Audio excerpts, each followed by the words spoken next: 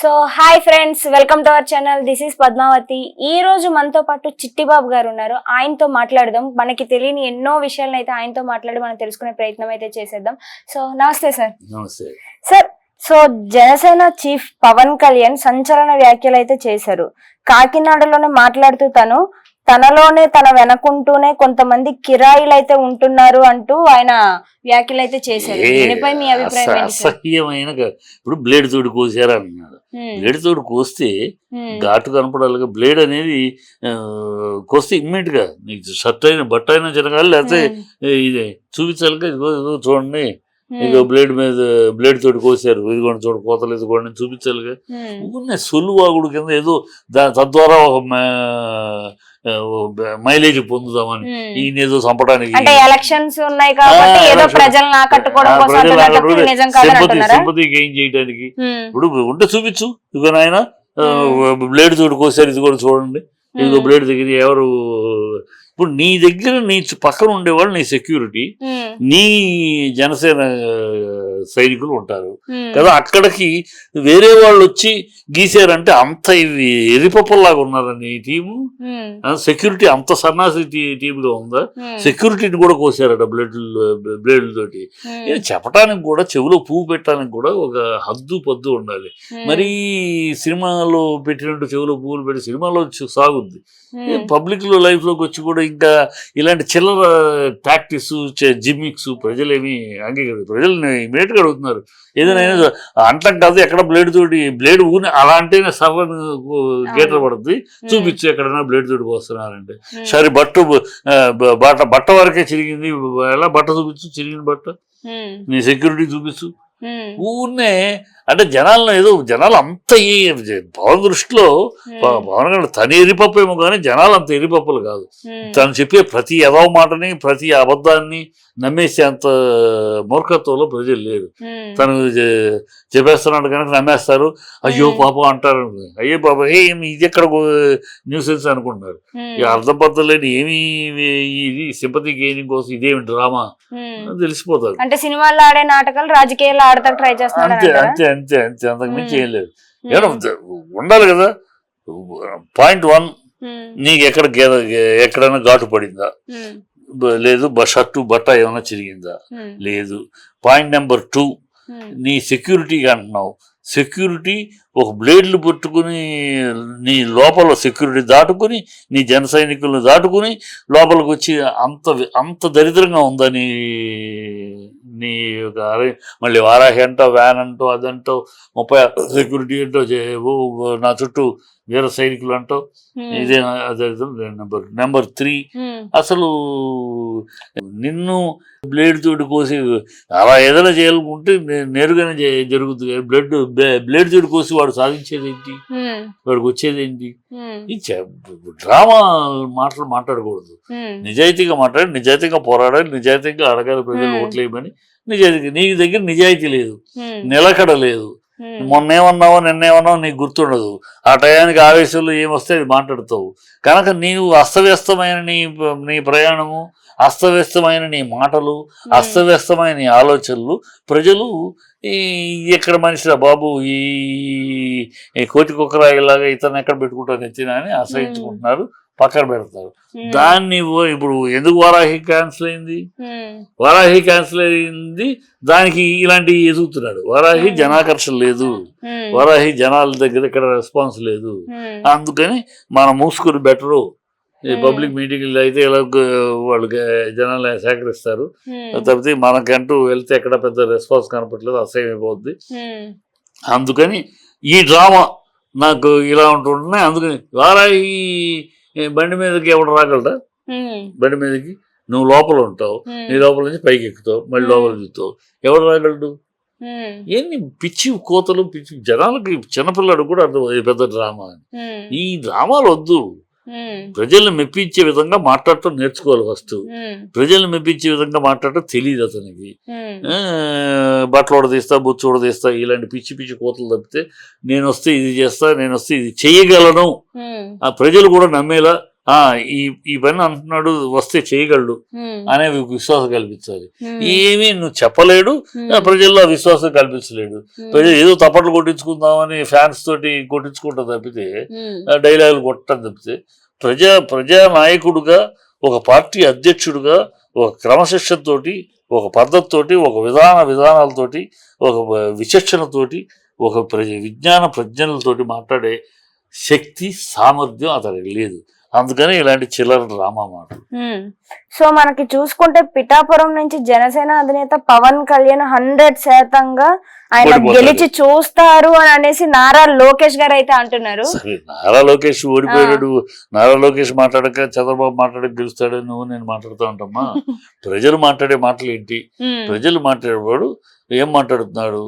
ఇతను భీమవరంలోనూ అక్కడ గాజువాకలోనూ పోయాడు, మళ్ళీ అక్కడే పోయి నుంచుంటే అన్నా పోయినసారి ఓడిచ్చాం, పోన్లీ పాపం ఈసారైనా కాస్త చూద్దామని అనుకునేవారు, అనుకునే అవకాశం ఉండేది. ఇప్పుడు వదిలేసి ఇక్కడికి వచ్చాడు.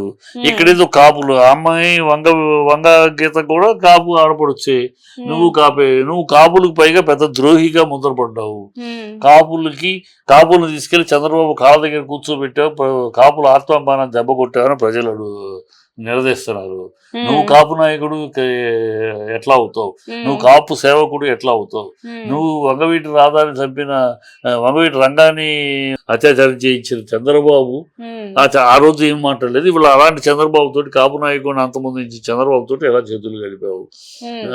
ముద్రగడ పద్మనాభం కాపుల కోసం ఉద్యమం చేస్తుంటే వాళ్ళని చంద్రబాబు నానా హింసలు పెట్టి, వాళ్ళ కుటుంబాన్ని పోలీస్ స్టేషన్ తీసుకెళ్లి నుంచోబెట్టి, ఆ కుటుంబం ఆత్మహత్య చేసుకునే స్థాయికి మానసికంగా వాళ్ళు కుంగతీసిన ఆనవుడు ఏమి మాట్లాడిని, ఆయన ముద్రగడ ఏమన్నా తన కోసం చేశాడు ఆ రోజు ఉద్యమం? కాపు ఉద్యమం. ఆనాడు నీ నోరు ఏమైపోయింది? మాట్లాడలేదు. కాపుల కోసం ఏనాడు నీవు మాట్లాడేరగవు. కాపుల సంక్షేమం కోసం ఇవాళ ఎన్నికలు రాగానే నేను కాపుని, ఒకప్పుడేమో మళ్ళీ అంటావు నేను కాపు కుల రాజకీయాలు చేయను, నాకు కాపులని ఓటేయక్కర్లేదు అంటారు. ఇంకోసారి కాపులందరూ ఓటేస్తే నేను సీఎం అవుతాను అంటాడు. అన్నాడు, మరి ఆ మాట కదా కాపులందరూ ఓటేయి నేను సీఎం అవుతాను అన్నాడో లేదు. మళ్ళీ వెళ్ళిపోయి చంద్రబాబు కాళ్ళ దగ్గర కూర్చొని 21 సీట్లతోటి సర్దించుకున్నాడు వచ్చే ప్యాకేజీ. ఆ ప్యాకేజీ అంతకన్నా కుదరదని ఉంటాడు చంద్రబాబు, దాంతో తలపుచ్చుకున్నాడు. సో ప్రజలు నిన్న అసలు కాపుగా చోట్ల కాపు ద్రోహిగా చూస్తున్నారు. కాపుల తలలు పరువు తీశాడు, కాపులు తీసుకెళ్లి చంద్రబాబు కాళ్ళ దగ్గర కూర్చోబెట్టాడు, తను కూర్చున్నాడు, మమ్మల్ని కూడా కూర్చోబెట్టాడు, చిచి దరిద్రం అని అసహించుకుంటున్నారు. అందువల్ల అతను భీమవరం పిఠాపురంలో అతన్ని ఎవరు కూడా మా లోకల్ నాయకుడు, అక్కడ కావాల్సింది లోకల్ గా అందుబాటులో ఉండేవాడు కావాలి. ఇతను ఎక్కడ అందుబాటులో ఉంటాడు? ఏదైనా అందుబాటులో ఉండే ప్రశ్న ఊనే వాళ్ళు చెప్తారు, వీళ్ళు తీసుకుంటాను ఉంటాను, ఎవడో ఆయన సెక్రటరీలో ఇంకోళ్ళు ఉంటారు. కానీ పవన్ కళ్యాణ్ దొరికే బాబుతుంది. ఇప్పుడు నాయకులకే, తన పార్టీలో ఉన్న నాయకులకే ఇంటర్వ్యూ దొరకడు, ఇంకా పబ్లిక్ ఏం దొరుకుతాడు? వాళ్ళ నాయకులకే ఆయన దగ్గరికి పవన్ కళ్యాణ్ దగ్గరికి వెళ్ళాలంటే 6 స్టేజెస్ దాటుకుతే కానీ పవన్ కళ్యాణ్ కలవడు. ఇంకెక్కడి నుంచి ప్రజలు కలుస్తాడు? ప్రజలకు ఇవన్నీ తెలుసు. అతన్ని నమ్మే పరిస్థితులు లేదు. 1,00,000 ఓట్లు మెజారిటీ అనేది కోతలు అలా కూసుకుంటే కదా కనీసం డిపాజిట్ వస్తుంది. అది లేదనుకో ఏమి రాదు. అతను రాజకీయ నాయకుడుగా కానీ, ప్రజా నాయకుడుగా కానీ అతను అనర్హుడు అని ప్రజలు నిర్ణయించేశారు. అతను ఎందుకు పనికిరాడు, ఏం మాట్లాడతాడో తెలియదు, ఎందుకు మాట్లాడతాడో తెలియదు, ఏం మాట్లాడాలో తెలియదు. అతను అప్పటికప్పుడు ఎమోషన్గా అప్పటికప్పుడు వచ్చే ఆవేశంలో మాట్లాడే బాబత్ తప్పితే ఆలోచించి ఒక విధానంగా, ఒక నాయకుడిలాగా, ఒక ప్రజానాయకుడిలాగా ప్రజల కోసం, ప్రజల మన్ననలు పొందేలా, ప్రజల మెప్పు పొందేలా మాట్లాడటం అతనికి చేత కాదు. ఒక సినిమా హీరోగా మాట్లాడటం అతను సినిమా హీరోగా మాట్లాడతాడు. సినిమా హీరోగా బ్రహ్మాండం. అతను హ్యాపీగా రాజకీయాల నుంచి వెళ్ళిపోయి సినిమాలు చేసుకుంటే బ్రహ్మాండంగా కెరియర్ ఉంటుంది. రాజకీయాలకు మాత్రం అతను అన్ఫిట్. అతని వల్ల రాజకీయాలు భ్రష్టు పట్టాయి తప్పితే దేశం బాగుపడేది ఏమి ఉండదు. ఎందుకంటే ఇంత అస్తవ్యస్తంగాను, ఇన్ని పల్టీలు, ఇదే చంద్రబాబుని తిట్టాడు, ఇష్టం వచ్చినట్టు తిట్టాడు, తెలుగుదేశాన్ని తిట్టాడు, లోకేష్ని తిట్టాడు, ఇవాళ వాళ్ళు గొప్ప అంటాడు. ఇదే బీజేపీని తిట్టాడు, పచ్చిపోయి లడ్డూలు అన్నాడు, వార్నింగ్ ఇచ్చాడు, నరేంద్ర మోడీ గారికి వార్నింగ్లు ఇచ్చాడు. మళ్ళీ ఇప్పుడు వాళ్ళని దిక్కు అంటాడు. నేను బీజేపీ తోటి సచ్చిన చేయి కలపను అన్నాడు. ఏనాటికి కలపను, బతికొండగా కలపన్నాడు. ఇవాళ బీజేపీ ఉంటేనే అంటాడు. సో ఇతని ఒక స్టడీనెస్ లేని, ఒక సిద్ధాంతం లేని, కేవలం రాద్ధాంతం తప్పితే సిద్ధాంతము విధానము లేని ఒక థర్డ్ రేట్ పొలిటీషియన్ కింద ప్రజలు గుర్తించేశారు. కానీ is unfit to be a politician, is unfit to be a people's leader, is unfit to his a good as a hero. Cinema hero సినిమాలు చేసుకుంటా ఉంటే ఎవడో మాట్లాడు, హ్యాపీగా చేసుకోవచ్చు. అంటే తన మాట మీద తనకే నిలకడలేని వ్యక్తి రాష్ట్రాన్ని ఏం బాగు చేసేస్తాడు. అంతే, రాష్ట్రాన్ని అసలు నిలకడలేని రాష్ట్రం దాకా అసలు రేపు గెలిస్తే చూడాలి. గెలిస్తే అతను గెలవనివాడు చంద్రబాబు. ఎందుకంటే చంద్రబాబు వ్యూహం రేపు అపోజిషన్ లో వెళ్ళినా అధికారంలోకి రాలేము తెలుసు. అయినా అపోజిషన్కి వెళ్ళినా కూడా అపోజిషన్ లీడర్ అనేవాడికి కేబినెట్ హోదా ఉంటుంది. ఆ హోదా పోటీ రాకూడదు. అది తనో లేదా తన కొడుకు అంతే తప్పితే పవన్ గెలిచి వచ్చాడంటే పవన్ ఒక నాయకుడు అవుతాడు కదా, ఆ రెండో నాయకుడు చంద్రబాబు అంగీకరించడు. తనో తన కుటుంబమో తప్పితే ఇంకొకడు వచ్చి నాయకుడిగా ఉండడానికి, అందుకని అతన్ని ఓడించడానికి చూస్తాడు చంద్రబాబు. ఓడించడానికి చూస్తే అతను అసెంబ్లీలో అడుగు పెట్టినవాడు ఏదో గోల్మాల్ చేసి అతను ఇంతే చరిష్మా, అందుకని 21 సీట్లే ఇచ్చాను ఆ రోజు, ముందే తెలుసు. ఊరిని హడావిడే కానీ ప్రజల్లో లేదు తెలిసి 21 సీట్లకే పరిమితం చేశాను. లేకపోతే ఆయన అడిగినట్టు 60 సీట్లు ఇచ్చేవాడిని. రేపు మాట్లాడతాడు, ఏ మాటలు మాట్లాడతాడు. అందుకని చంద్రబాబు డ్రామా. ఇప్పుడు అతను ఎంపీకి వెళ్ళమని గీకుతున్నాడు. పైగా మళ్ళీ ఎంపీకి వెళ్తే ఇక్కడ అసెంబ్లీలో కూడా ఉండడు కనుక తనకు ఎంపీలో వెళ్ళినా ఓడిపోతాడు, వెళ్ళినా మనకు ఊడింది వెళ్ళలేదు. అందుకని ఎంపీకి వెళ్ళని గెలుతున్నాడు. ఈ మనవాడిని ఆవేశపరుడు కదా, మొలక చెట్టు ఎక్కేస్తున్నాడు. నిలకడ లేకుండా నిర్ణయాల మీద నిలబడలేక ఎదుటి వాళ్ళు చెప్పే పొగడ్తలు పడిపోయి వెళ్ళిపోయే మనిషి అని అంటారా?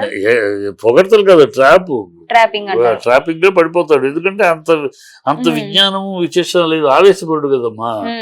ఆలోచన లేకుండా ఆవేశంతో నడిచేవాళ్ళు ఎవరైనా ఇలాగే ఉంటారు. అతనికి ఆలోచన అనేది లేదు అసలు.